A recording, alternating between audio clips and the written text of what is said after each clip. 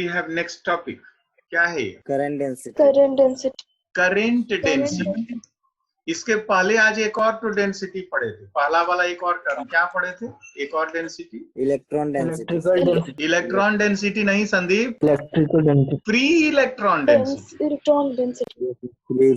Sandeep, yes sir, yes, it is free electron and now it is current density. Free electron density कैसे define किए थे? It is number of electron per unit volume. अच्छी बात। Current density कैसे define करेंगे class 10th? It is the current per unit area. हाँ, current per unit area of cross section of wire. So इसको लिखते हैं, और इस वायर से यदि करंट आई फ्लो हो रहा है और इसका क्रॉस सेक्शन एरिया यदि ए है, तो करंट डेंसिटी को यदि हम जे से रिप्रेजेंट करेंगे तो कहेंगे it is amount of current passing per unit area. कोई दिक्कत? No sir. No sir. Last paragraph क्या बोल रहा है? Sometime current through conductor is defined as I equal to J. इसका मतलब यहाँ पे हम बेसिकली ये दिखना चाह रहे हैं, लास्ट से सेकंड लास्ट से ही गौर करना है हमको। Current density is a vector quantity, ये वेक्टर हो गया, और तब हम इसको एक अलग तरीके से भी डिफाइन करेंगे, that is current I is equal to current density vector dot product area vector. So आपको पहले से बताया जा चुका है, even though electric current has got magnitude as well as direction, yet it does not follows the vector law of addition. In such situation current is a scalar, लेकिन current density किसी particular point के लिए परिभाषित होता है, बहुत छोटा सा पोर्शन के लिए डिफाइन करते हैं, बहुत छोटे से पोर्शन के लिए करते हैं, बहुत पतले से पतले के लिए करते हैं। और वैसे सिचुएशन में करंट डेंसिटी जो है ना आपका, ये करंट डेंसिटी आपका एक वेक्टर क्वांटिटी होता है, लेकिन हमको इसको समझना पड़ेगा कैसे ये वेक्टर क्वांटिटी होगा और कैसे करंट आई को J vector dot product area vector लिखते हैं।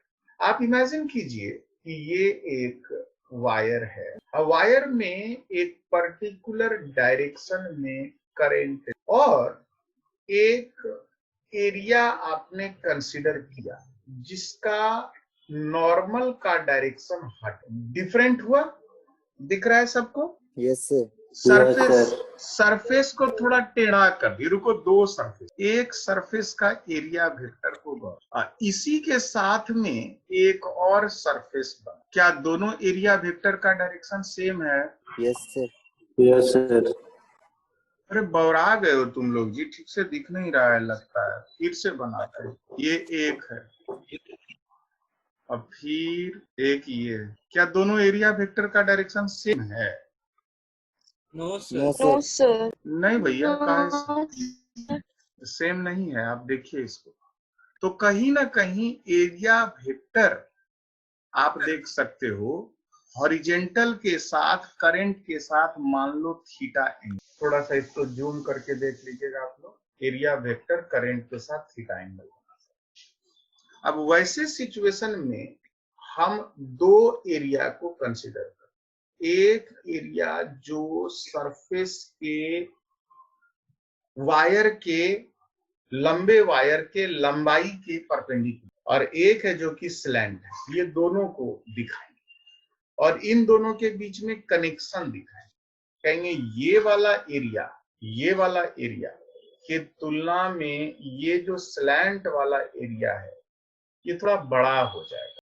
ये एंगल यदि थीटा है और ये ऊपर का एक लेंथ को हम सेम दिखाएं, थोड़ा देखिएगा जूम करके, और उसके बाद दो लंबाई को ले रहे हैं, एक लंबाई है ये वर्टिकल, इसको आप h लिख दो, और एक स्लैंट है, इसको आप कुछ d लिख दो, तो cos थीटा का मान बेस बाय हाइपोटेनस होगा, cos थीटा का मान h बाय d होगा। अब वैसे सिचुएशन में हम लिखेंगे h is equal to d cos theta, h is equal to d cos theta. एक लेंथ रेक्टेंगल का हम कॉमन दिखा रहे हैं, तो वर्टिकल एरिया का मान, ए वर्टिकल का मान लिखेंगे, ये जो लेंथ है यदि L है तो L गुना H, थोड़ा जूम इन कर, और यदि स्लैंट एरिया निकालेंगे तो इसका एरिया निकलेगा L इंटू डी, और तब कॉस थीटा के मदद से आप D के जगह में H के जगह में लिख सकते हो D कॉस थीटा। सो हम फाइनली यहाँ पे दिखाना चाह रहे हैं कि एक एरिया ये है जिसको कि हम वायर का वर्टिकल लेते हैं। रुको, बहुत फिर से करना होगा, किसी ने मार्क करके रखा है उसको थोड़ा सा हटा। ये एक एरिया है, ये एरिया वर्टिकल है। अब ध्यान रहे करंट का फ्लो हॉरिजॉन्टल। हमने क्या किया, एरिया को स्लैंट ले लिया किसी कारणवश, ये है आपका एरिया स्लैंट। तो हम ये दिखाना चाह रहे हैं कि ये एंगल थीटा है। यदि ये एंगल थीटा है तो इस स्लैंट एरिया का जो एरिया वेक्टर होगा, स्लैंट का जो एरिया वेक्टर होगा वो ऐसे होगा, और जो करंट का डायरेक्शन है वो इधर है, और स्लैंट एरिया के साथ ये एंगल भी थीटा है। फिर हमने कहा ये वर्टिकल हाइट h है और ये स्लैंट लेंथ d है, तो लिखेंगे cos theta is base by hypotenuse, that is h by d। उसके बाद वर्टिकल एरिया का मान, ये लेंथ यदि L है ऊपर तो L इंटू h है, और ये स्लैंट एरिया का मान हो जाएगा L इंटू डी। और उसके बाद यदि स्लैंट एरिया का मान L इंटू डी है तो अब हम लिखेंगे current density is equal to, जो ये करंट का डायरेक्शन है, इस करंट के डायरेक्शन के बजाय हम अब लिखेंगे, करंट के डायरेक्शन के बजाय current is a scalar quantity, current जिस डायरेक्शन में फ्लो हो रहा है वहां पे करंट डेंसिटी J वेक्टर को दिखा रहे हैं। अब आप ध्यान से देखिए, तो हम ऐसा लिख सकते हैं, क्या लिख सकते हैं कि ये जो करंट डेंसिटी है J, इसको हम डिफाइन कर रहे हैं, it is amount of current passing per unit area perpendicular to the direction of flow of current A B. ये करंट का, करंट डेंसिटी का डिफिनेशन में आता है। हम जान रहे पूरे क्लास में सन्नाटा है, डोंट वरी। ये J है, A by vertical area. If J is A by vertical area तो हम लिखेंगे current I is equal to current density J का मैग्नीट्यूड इनटू वर्टिकल एरिया। अब यहां पे ये जो वर्टिकल एरिया है उसके बजाय यदि आप कोई एरिया ले रहे हो, स्लैंट एरिया AS, तो आप देख सकते हो इसको कि हम H का मान निकाल चुके हैं D cos theta, D cos theta. तो यहां लिखेंगे L into D cos theta vertical area, और L इंटू डी आपका स्लैंट एरिया है, जिस एरिया को आप कंसीडर कर रहे हैं यहां। So the vertical area is slant area into cos theta. ये कॉमन सेंस से आप देखिएगा कि तार को आप काटे कैसे हैं, वर्टिकली काटे, लंबाई के ठीक परपेंडिकुलर की थोड़ा टेढ़ा करके काटते हैं, उस पर निर्भर करता है। और अब हम यहां पे पुट करेंगे करंट I का मैग्नीट्यूड, आई मीन करंट तो स्केलर क्वांटिटी है, इज करंट डेंसिटी J का मैग्नीट्यूड, डायरेक्शन को गायब कर दिया देखिएगा, into vertical area. Vertical area की जगह लिखेंगे slant area, slant area into cos theta.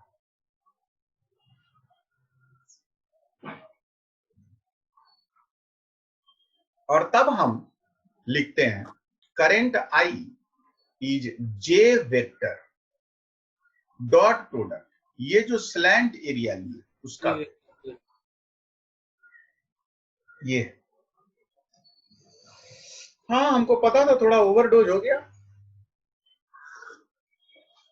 क्या कर सकते हैं। ओवरडोज होने का कारण ये हुआ कि हम थोड़ा सा एरर किए अपने थॉट में। क्या एरर किए? एरर ये किए, इस छोटे से जगह में सोचे समझा दें, तो आप लोग थोड़ा सा पके हो गए। उसके बाद हम निकाल लेते, मगर हमको लगा दिस इज बेटर ऑप्शन, इसको और थोड़ा स्पष्ट कर दें।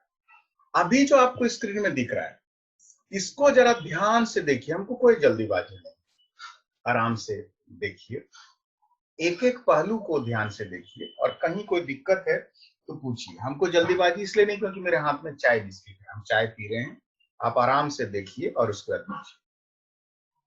किसी को कोई प्रॉब्लम? No sir. देख लीजिए।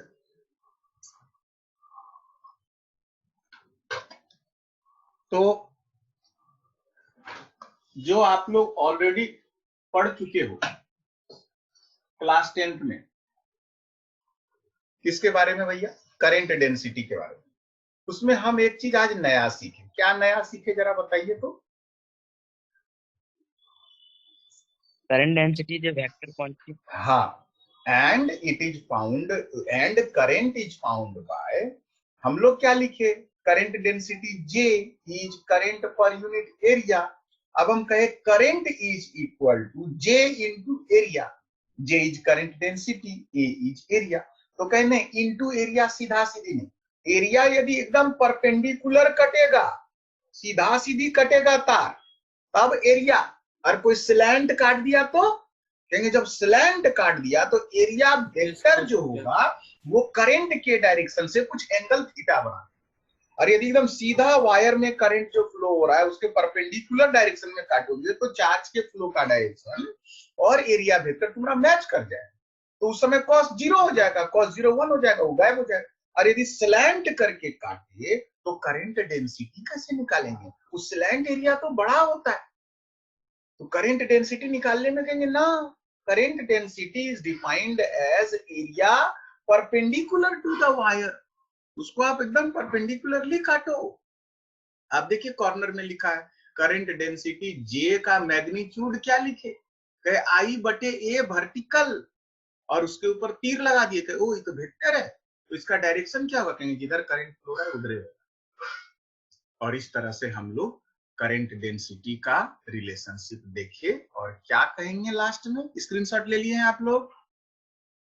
लीजिए। Yes sir. ले लिए सर। ठीक है, थैंक यू। तो यहां से हम लोग इस चीज को देखिए कि करंट I, लास्ट लाइन देखिए, सेकेंड लास्ट लाइन कहता है current density is vector quantity, और लास्ट लाइन कहता है कि current density is J vector, sorry, current is equal to current density vector J vector dot product area vector. बोलिए, कहीं कोई परेशानी है आप लोगों को? No, sir. No, sir. ठीक, आगे बढ़ेंगे।